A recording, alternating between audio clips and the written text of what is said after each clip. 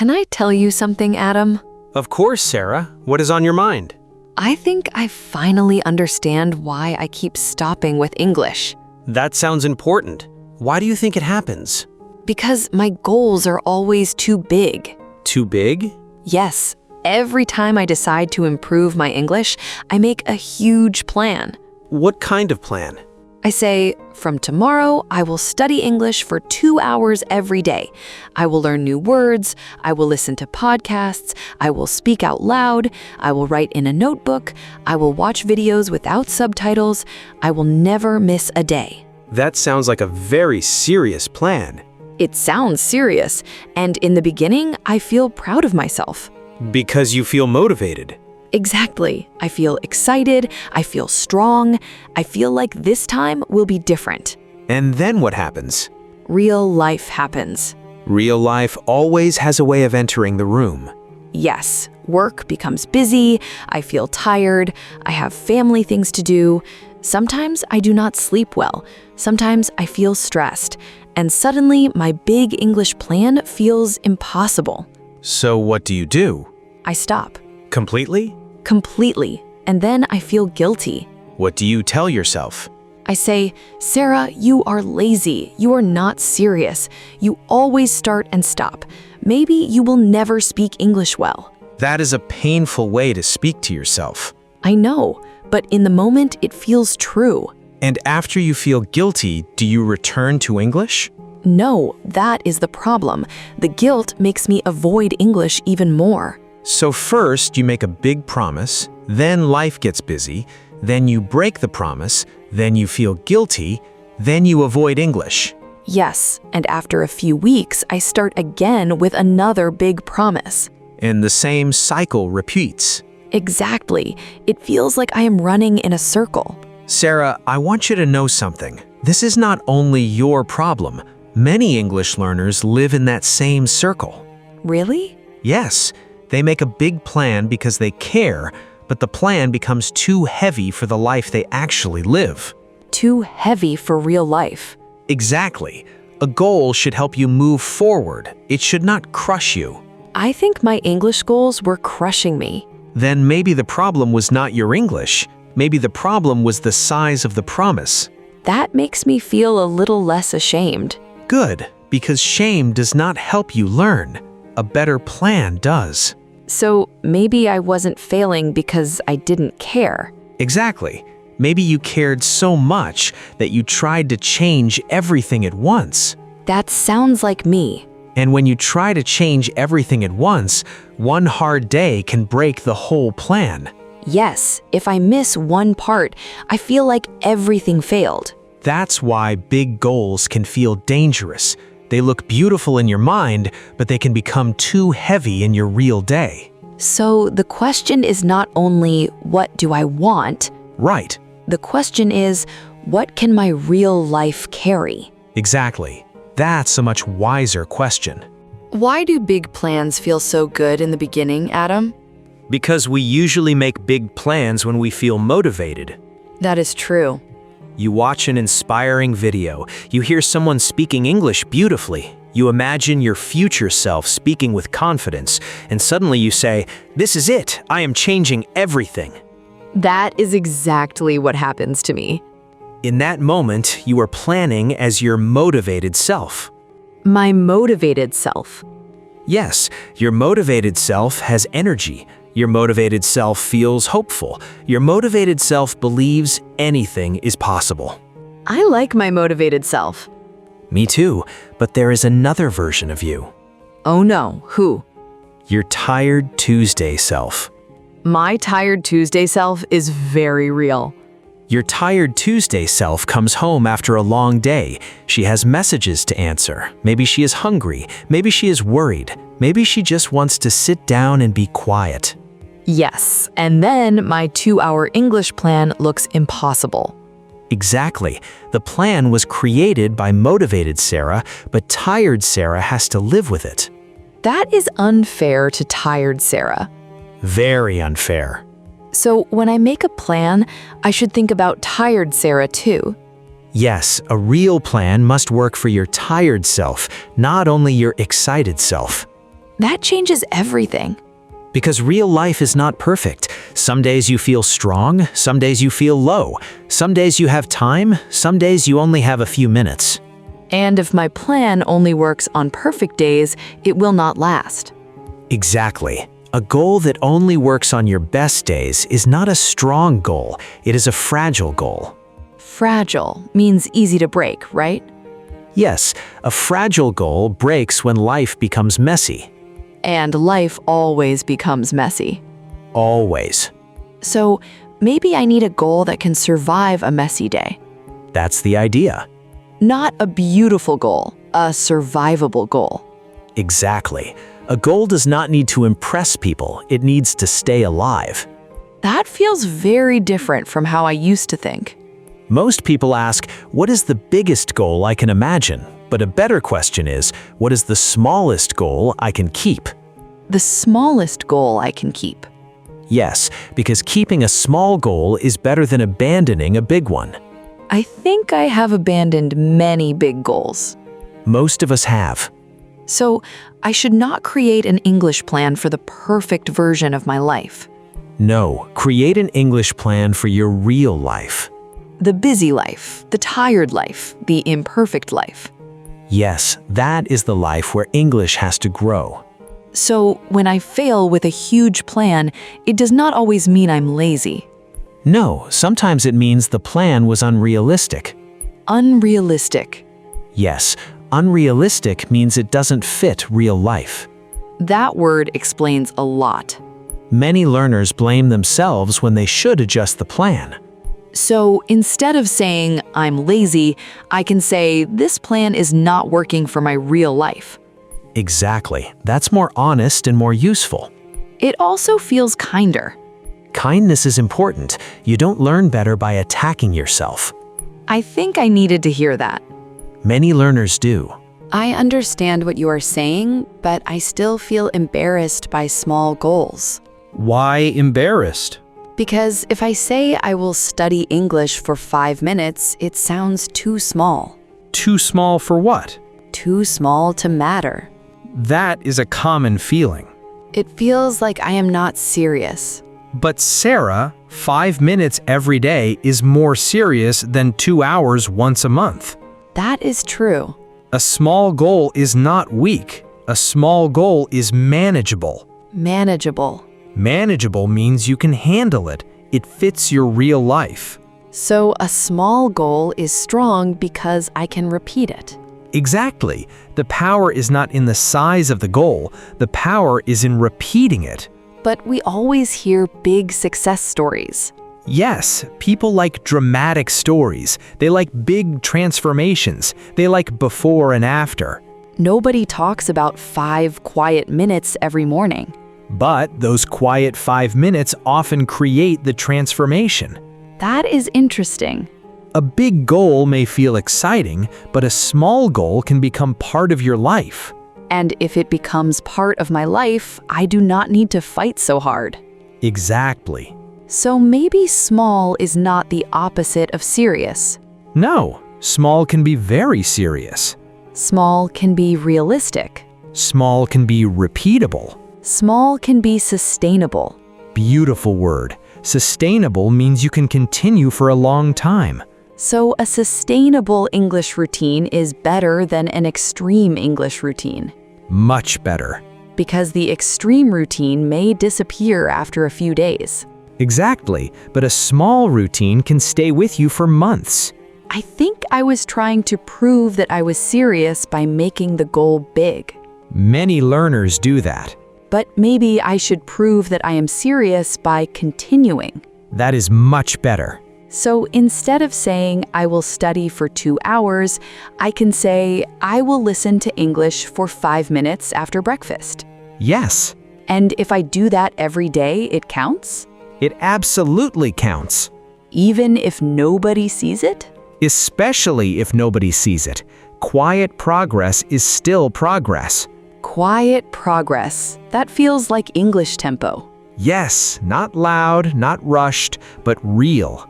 But will 5 minutes really improve my English? 5 minutes once won't change everything, but 5 minutes repeated many times can change a lot. Because it builds a habit. Yes, and because English needs contact. Contact. Yes, your brain needs to meet English again and again, listening again and again, speaking again and again, seeing words again and again. So every small matching practice session is like a small meeting with English. Exactly. And small meetings build familiarity. Familiarity means English starts to feel less strange. Perfect. So I do not need English to feel easy immediately. No. I need it to feel familiar slowly. Exactly, and small goals help with that. You said something earlier that stayed in my mind. What did I say? You said small goals help rebuild trust with yourself. Yes, self-trust. Can we talk more about that? Of course. Because I think that is my real problem. I do not trust myself anymore. What makes you feel that way? Because I have promised myself so many times that I would improve my English, and then I stopped, again and again. So now when you make a new promise, part of you does not believe it. Exactly. I say, tomorrow I will start, but inside I hear a little voice saying, no, you won't. That voice can feel painful, but it is not random. What do you mean? It is based on memory. Your mind remembers the promises you did not keep. That sounds sad. It can feel sad, but it is also useful to understand, because self-trust can be rebuilt. How? With evidence. Evidence. Yes, you do not rebuild self-trust by making a bigger promise. You rebuild it by keeping a smaller promise. So not, I will study English for 3 hours. No, try, I will say one sentence in English today. One sentence feels almost too easy. Good, that makes it easier to keep. And when I keep it? Your brain receives new evidence. Evidence that I can do what I said I would do. Exactly. And if I do it again tomorrow? More evidence. And after many days? The little voice inside you may begin to change from no you won't to maybe you will. Maybe. And later, maybe, this is what you do now. That feels powerful. It is powerful because identity grows from repeated action. Identity. Identity means how you see yourself. So if I practice English every day, even in a small way, I start to see myself as someone who practices English. Exactly. Not someone who always fails. No, someone who returns, someone who keeps going. I like that. Someone who returns. That is a very strong identity. Because it does not mean I am perfect. Right. It means you come back. I think I need to stop asking myself to be perfect. Yes. Ask yourself to be honest and consistent. Honest and consistent.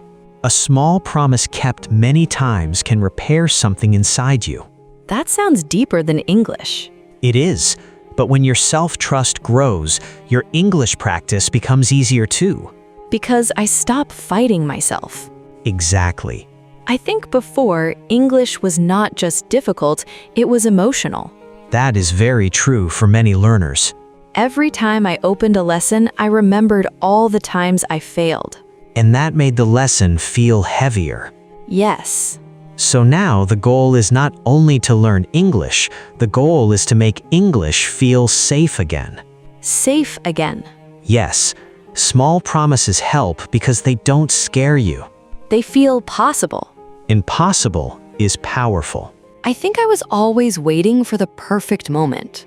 What kind of perfect moment? A calm day, a free evening, a clean desk, a new notebook, a quiet room, a day when I feel focused and ready. That sounds nice. It does, but it almost never happens. That is the problem with perfect moments. They are rare. And if your English depends on rare moments, your progress will be rare too. That is painfully true. Most days are not perfect. Most days are ordinary. Some days are messy. Some days are stressful. So English has to fit into ordinary days. Yes, English has to live inside your real life. Not outside it. Exactly. Do not wait for life to become calm before you start. Start in a small way inside the life you already have. But what if my day is really busy? Then your goal should be small enough for a busy day. What if I feel tired? Then your goal should be small enough for a tired day. What if I feel unmotivated? Then your goal should be small enough for an unmotivated day. So the goal has to survive my normal tired days. Yes, not your worst crisis days, of course, but your normal tired days, your normal busy days. That makes sense. For example, if you drink coffee every morning, you can attach English to coffee. Attach English to coffee? Yes, after you make coffee, you say one sentence in English. Like, today I feel tired. Exactly, or today I have many things to do. That is simple. And because you already drink coffee, the habit has a place. A place in my day. Yes, a habit needs a home. A habit needs a home. I love that. If your goal is floating in the air, it's easy to forget. But if your goal is connected to something you already do, it becomes easier to remember. So instead of saying, I will practice English today, I should say, after coffee, I will say one English sentence. Perfect. Or, before I sleep, I will listen to English for 5 minutes. Exactly.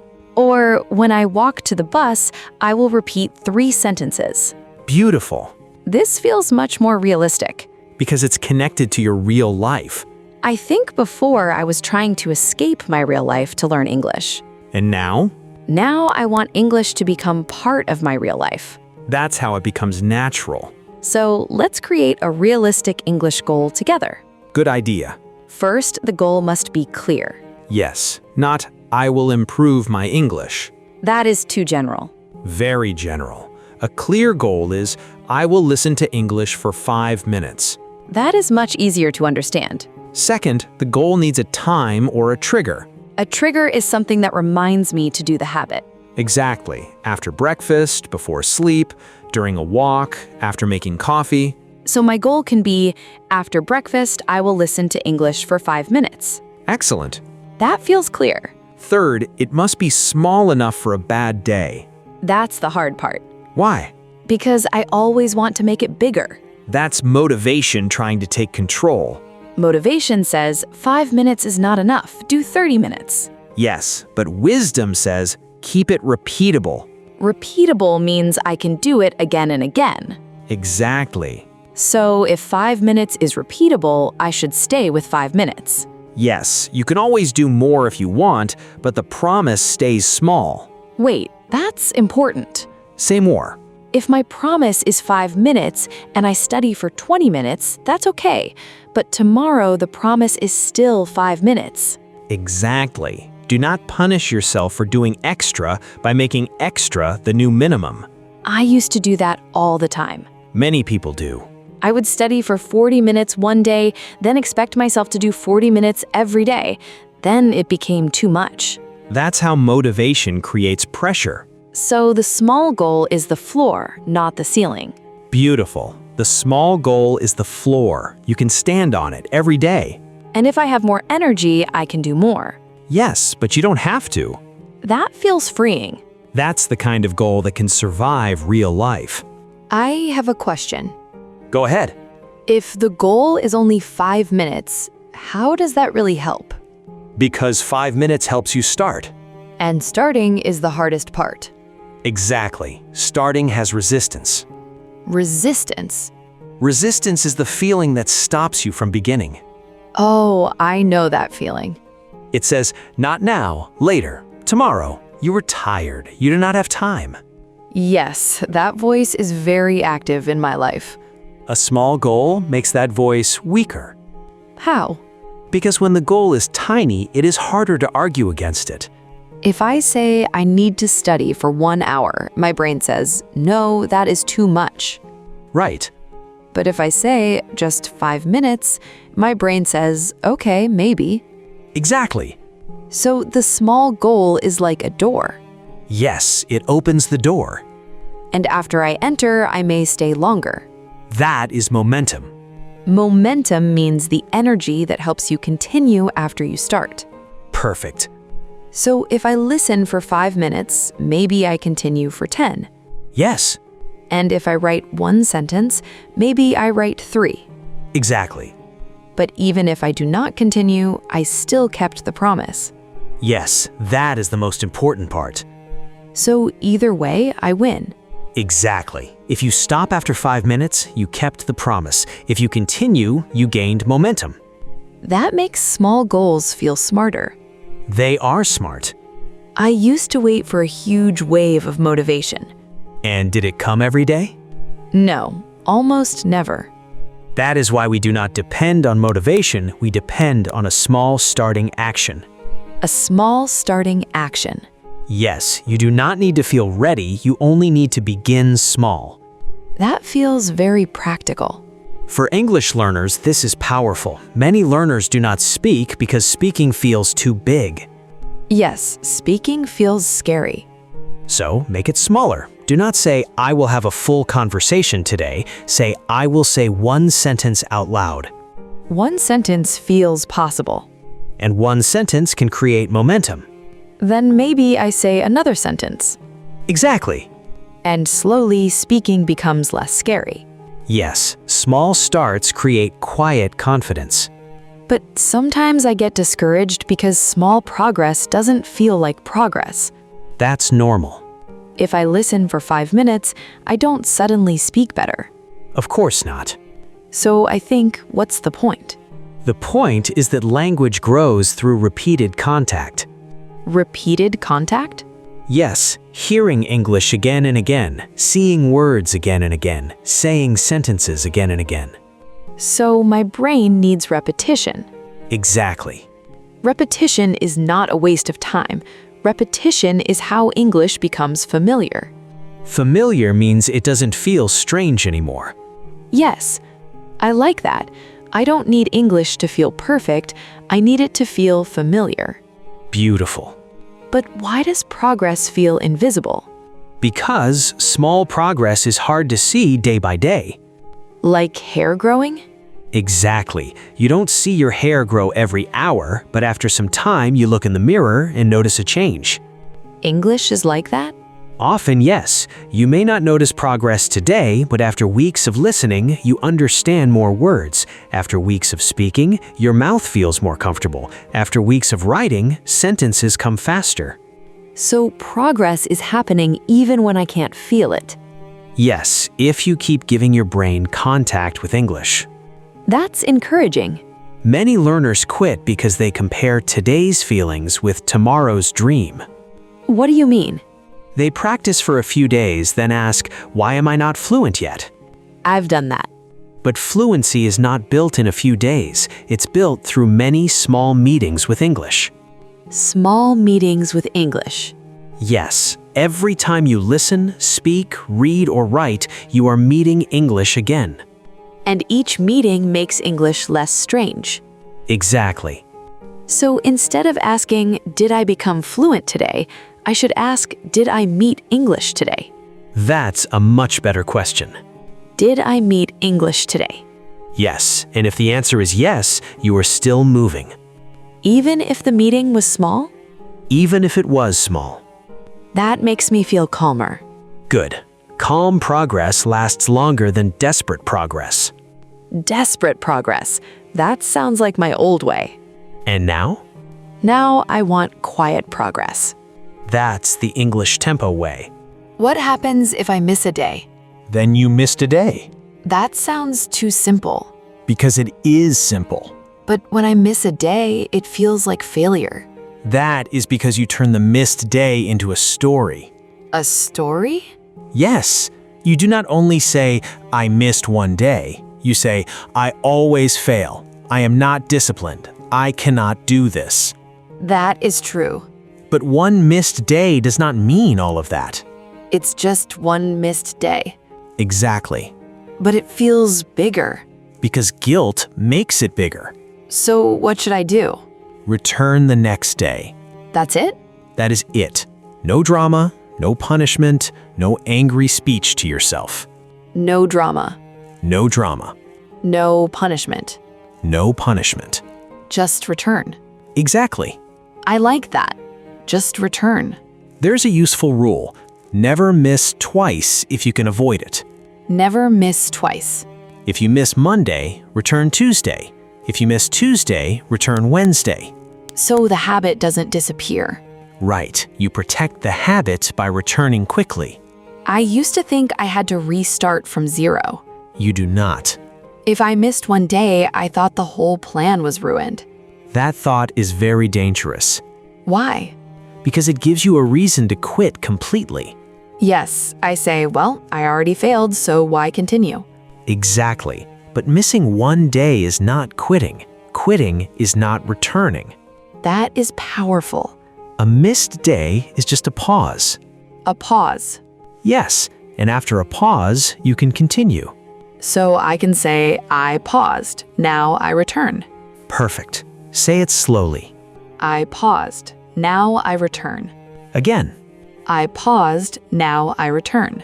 That sentence can help many learners. Because it removes the shame. Yes, and when shame is lower, returning becomes easier. I think I will write that sentence in my notebook. Good idea. I paused, now I return. That's how you keep going. Adam, I think English started to feel unsafe for me. What do you mean by unsafe?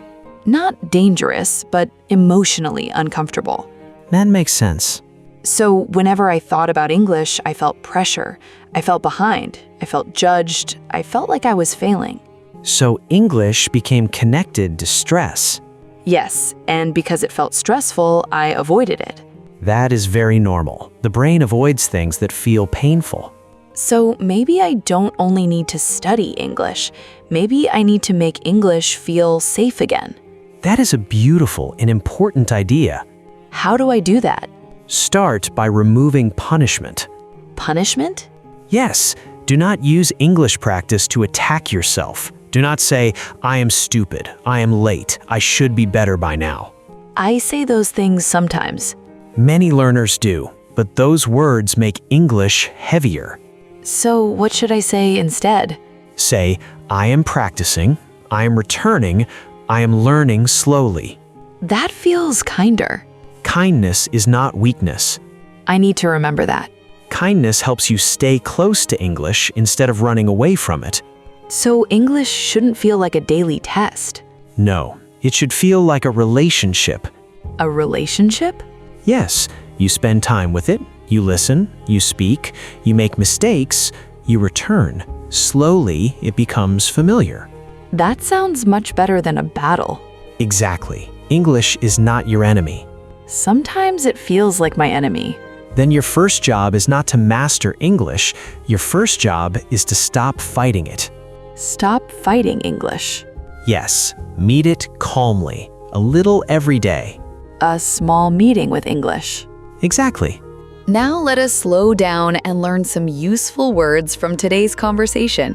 This is our word tempo section. These words will help you talk about goals, habits, progress, and English learning in a more natural way. The first word is realistic. Realistic. Realistic means possible in real life. For example, a 5-minute English habit is realistic for me. So realistic does not mean lazy. No, it means honest about your real life. Another sentence, my old English plan was not realistic. Very good. The second word is manageable. Manageable. Manageable means not too difficult to handle. For example, one short lesson feels manageable. And the opposite is unmanageable. Yes, studying 50 new words in one night feels unmanageable. Very true. The third word is consistent. Consistent. Consistent means regular. You do something again and again. So if I practice English for 5 minutes every day, I am consistent. Exactly.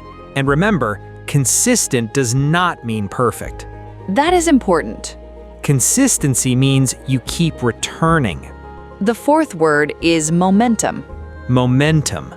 Momentum is the energy that helps you continue after you start. For example, I started with 5 minutes, then I gained momentum and continued. So small actions create momentum. Exactly. The fifth word is self-trust. Self-trust. Self-trust means believing that you can rely on yourself. For example, keeping small promises builds self-trust. Or, I am rebuilding my self-trust. Beautiful sentence. The sixth word is repeatable. Repeatable. Repeatable means you can do it again and again. For example, a good English goal should be repeatable. Not just impressive. Exactly. Repeatable is better than impressive. Let us review the words. Realistic, Manageable, consistent, momentum, self-trust. repeatable. These words are useful because they help you talk about progress in a mature and natural way. And they remind us that English learning does not need to be dramatic. It needs to be clear, small, and repeatable. Adam, I feel calmer now. Why? Because I don't need to fix my whole English life tomorrow. You don't. I don't need a perfect plan. No. I don't need a perfect day. No. I don't need to study for hours. No. I need one small promise I can keep. That's enough for today. And tomorrow I keep it again. Yes. And if I miss a day, I return. Exactly. No drama, No drama. no punishment. No punishment. Just return. Just return. I think many English learners need to hear this.